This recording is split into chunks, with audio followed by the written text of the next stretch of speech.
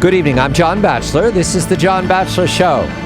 There's weak news for the economies around the world. In Europe, downgrades from Citi and other economists. The downgrades in the United States continue, starting last week with JP Morgan Chase and continuing to this week. Nobody's not using the word recession. They're all looking for a miracle from Jackson Hole, Wyoming. At week's end, Ben Bernanke riding to the rescue with QE3. That's the dream.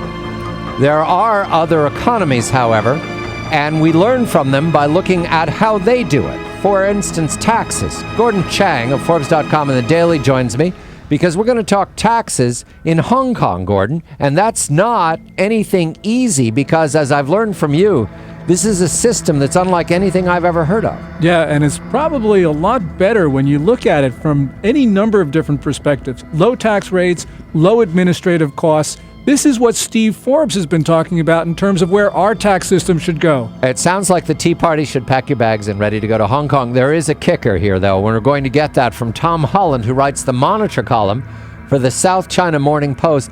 Tom, a very good morning to you in Hong Kong. The Hong Kong tax system. Oh, please hang up and try it. Oh, we'll get Tom back. We don't have him right now. We'll get him back.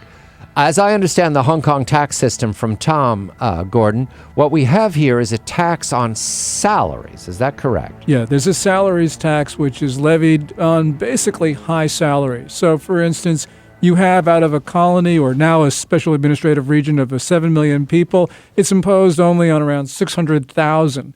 And as Tom points out in a column he recently wrote, only 20,000 people pay the top rate of, get this, 15%. So the top rate for a salaried income in Hong Kong is 15%. That's like what you pay for stamps. That's right, exactly. And so the puzzle here is, how does it work? Tom, have you joined us now? We've got Tom Holland from the Monitor. Gordon's just explained to the audience that you have a salary tax system in Hong Kong of 15%. Is that accurate? That's right, 15% on your salary. And how about the rich people and the poor people?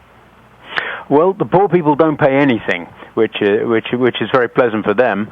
But for the rich people, if you're a billionaire tycoon, you tend not to pay yourself a salary. You take your earnings on dividends from the stocks that you own, from the companies that you control.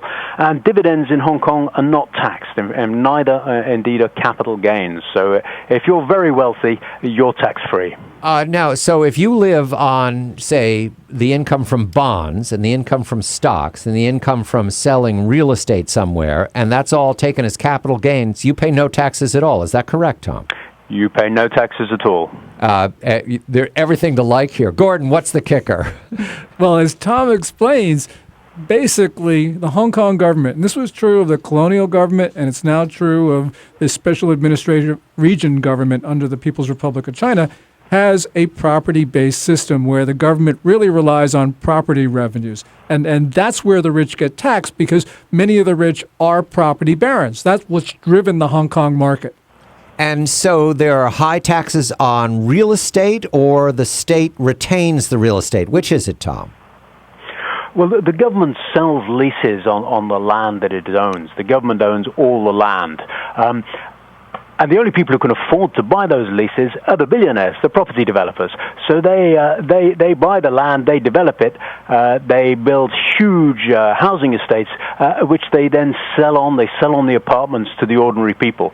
So it's the ordinary people, it's the salary earners, it's the workers who end up paying the costs. To give you an example, the price of an average apartment in Hong Kong now is 10 years of household income. That's the most expensive in the world relative to people's incomes. And that's how people end up paying. The billionaires don't pay, it's the ordinary people who pay. So in effect, the ordinary people are not only paying salary incomes, which are salary taxes, which are very low, but that buying a house that expensive, that exorbitant, is a form of taxation. Yeah. Absolutely. It's a hidden tax.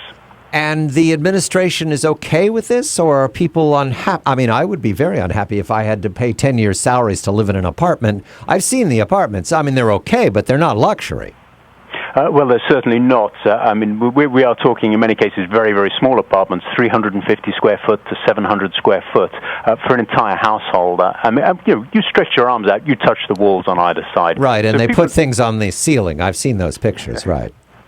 And people are very, very unhappy at the cost of this, and they're particularly unhappy at the government. There's a feeling that the Hong Kong government is very much in the pocket of the tycoons. There's a feeling that the Hong Kong people they've moved from living under a colonial system with the British up until 1997 straight into an oligarchy, and really they've had no break in between. All right, Mr. Monitor columnist for the South China Morning Post, have you got a mob outside the front doors of your publication? Are they ready to do something about this?